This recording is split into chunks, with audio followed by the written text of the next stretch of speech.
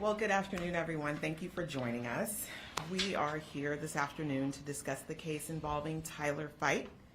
I'm here today not to explain to you why a sentence was handled the way it was and why that was appropriate, but rather because there's been some misinformation regarding how a case was resolved, and I want to give you all the opportunity to inquire of me, and this is all in keeping with my commitment to transparency and access from the community.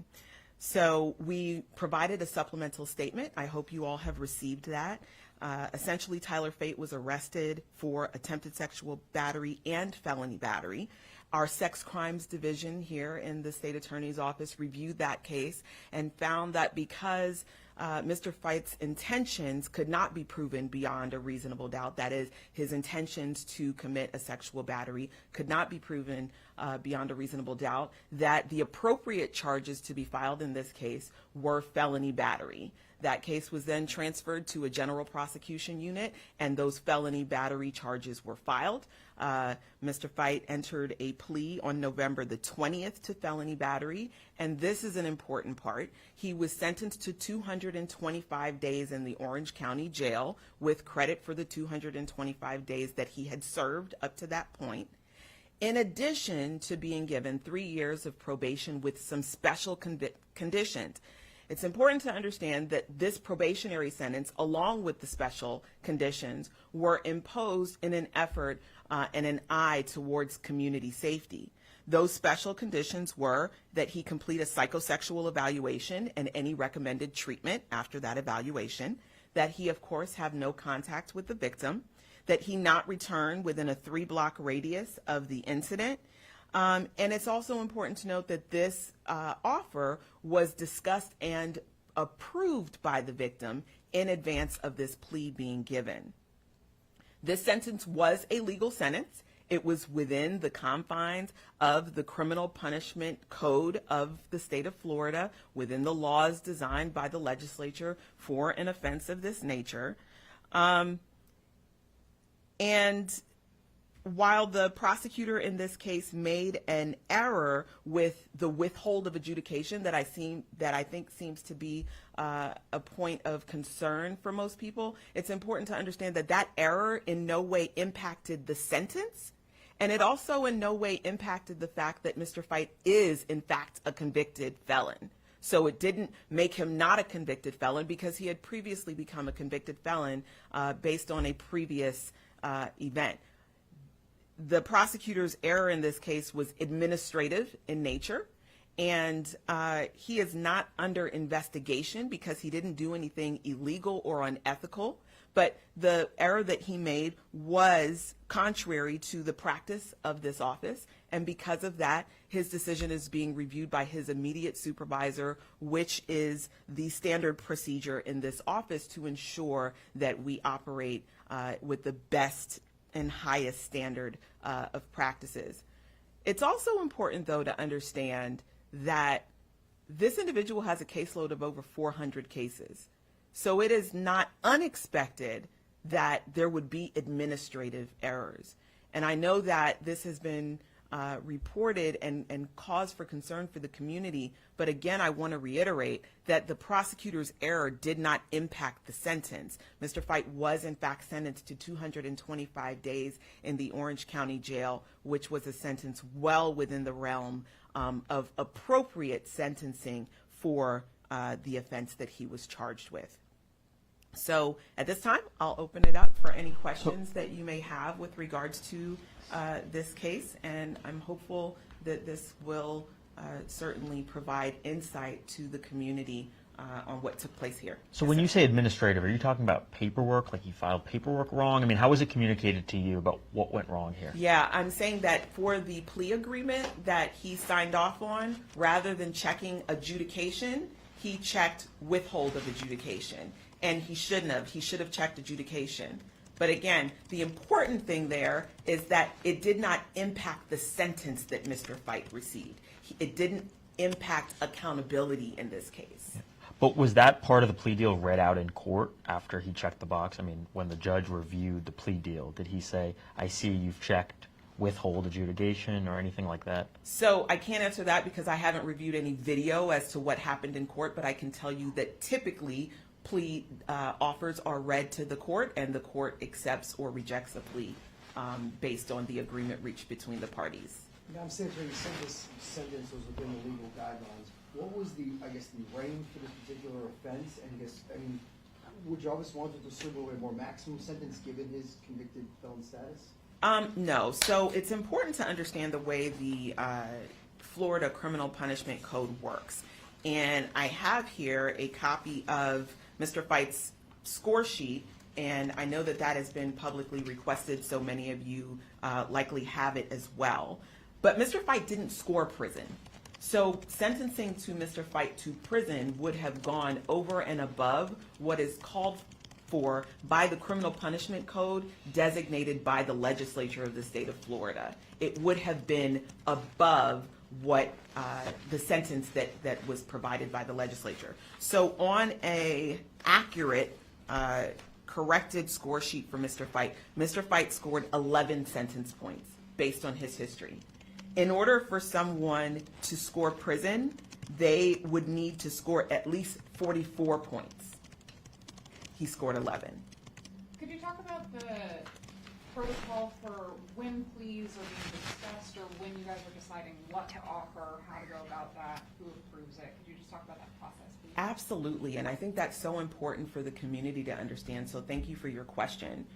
Plea offers are a way that cases are resolved in the criminal justice system in general, not just in this circuit. I know sometimes it seems as though things that happen only happen here, but if you trained an eye on any other state attorney's office, you would see that the practices are consistent across the state.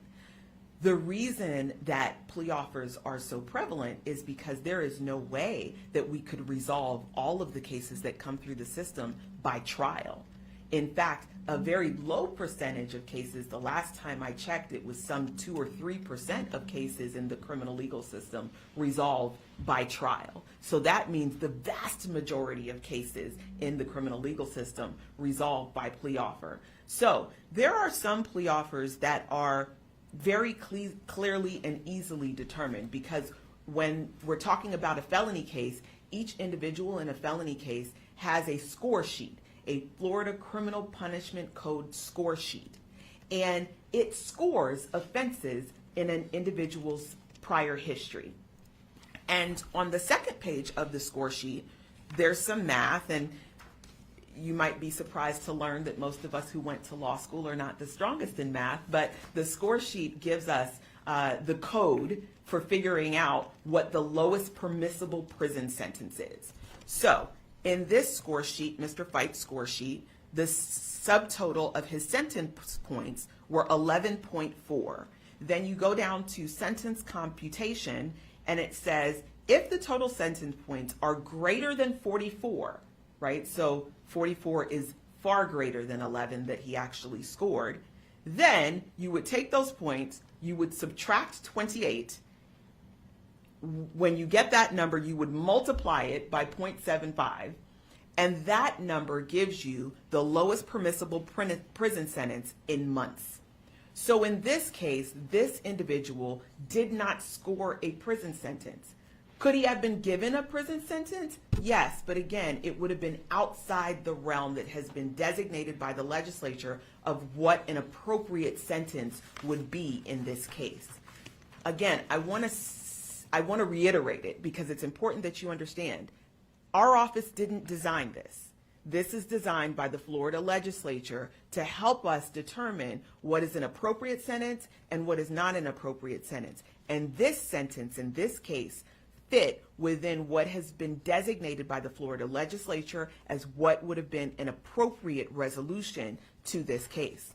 Now, in misdemeanor cases, unless a person has a felony in their history, there typically isn't going to be a score sheet that we use to determine what an appropriate sentence there, because in misdemeanor cases, the highest potential sentence is a year in the Orange County Jail. In this case, this individual was sentenced to 225 days, which is well beyond, what would have been the legally permissible, well, not beyond the legally permissible sentence, but well within the realm of what would have been a legally permissible sentence.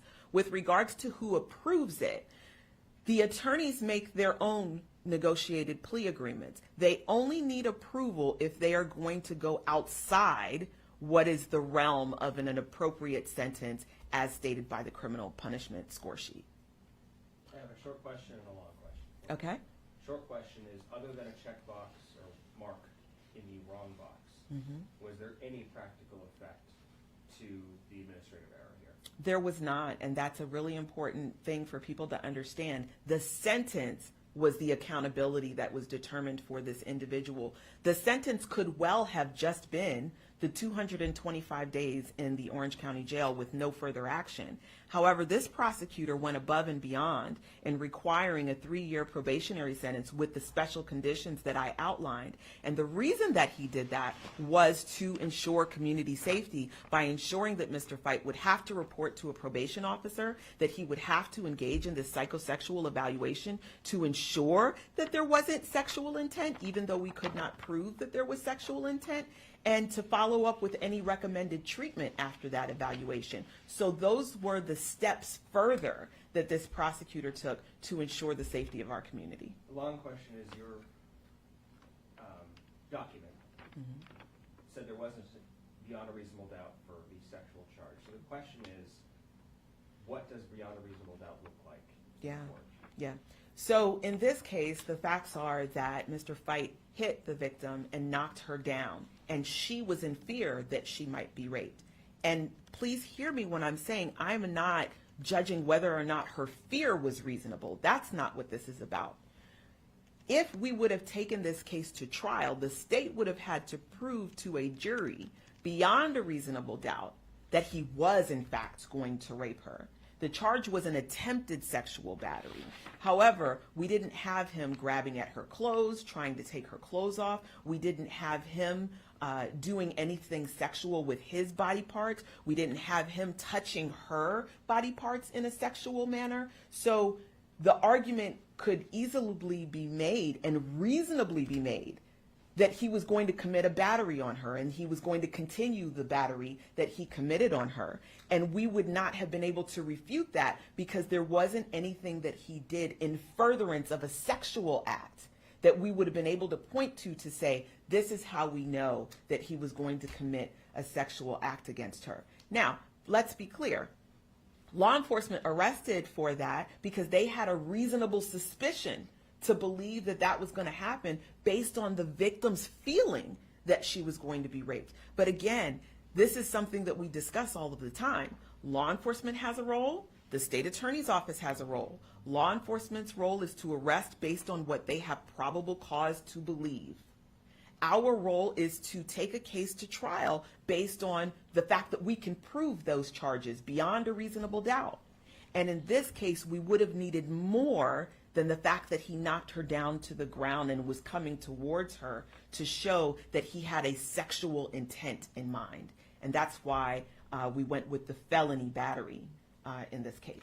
As far as the conditions are concerned, how does your office arrive at the 3-block radius? Because I'm sure, as you have heard, there are people in that neighborhood who claim to have seen Mr. Fight since he got out of jail, and it's quite unnerving for them. Yeah, I understand that, and that's certainly understandable. We cannot stop someone from coming to a community that they live in, right? We can't force someone to move. So the 3-block radius was to protect the victim in this case of what happened to her. Now, if he violates that, that would be a violation of his probation. And again, that's another reason why that probationary sentence is so important in order to keep the community safe. However, the state has done all that we can do within the confines of the law to ensure community safety. That doesn't negate the feelings of the members of that community. I certainly understand and appreciate their concern, and I know that in the event that Mr. Fight violates his probation, violates the restrictions that have been put in place for him, that they will contact law enforcement and that matter will be dealt with accordingly. It's also important to note, though, that Mr. Fight has established mental health concerns. He has been found incompetent to proceed in other cases within this system. I know that some of you have shown the video of him in court where he had to be removed from the courtroom because he was talking when it was inappropriate for him to do so. So another component to this case for consideration is that we're also dealing with someone who has had an established mental health problem. When you're dealing with incompetency in court, the goal is to eventually restore people to competency through whatever treatment is necessary for them. That had been achieved in this particular circumstance. He was ruled competent to proceed in a different case. How does that weigh in if you're taking into account, oh, he had been deemed incompetent in the past? If he is deemed competent, how does that affect this or potentially future cases? So I think this all points to the imperfect system that we are trying to navigate, because as prosecutors, certainly all we have is the word of the mental health professionals who make the assessments whether someone is competent or not competent, and certainly a prior designation of incompetence has to be taken into consideration when we make our recommendations for sentencing. In this case, he was deemed competent. In the previous case, he was deemed incompetent. That's conflicting and problematic in and of itself. Typically, people who are deemed incompetent can't reasonably enter any plea of any type because of that incompetence. However, the incompetency was considered stale in this particular case, and we were able to move forward. That doesn't, however, mean as a community that that goes away, right? The reality is that it is very likely that there are mental health issues that have to be addressed in order to keep our community safe. And that goes beyond what the state attorney's office has the ability to achieve. What happens if he violates his probation? We'll deal with that in the event that it comes. I certainly can't tell you how we'll respond to a case because it's going to depend on what that violation is and what it involves. Thank you very much. Thank you. Thank you.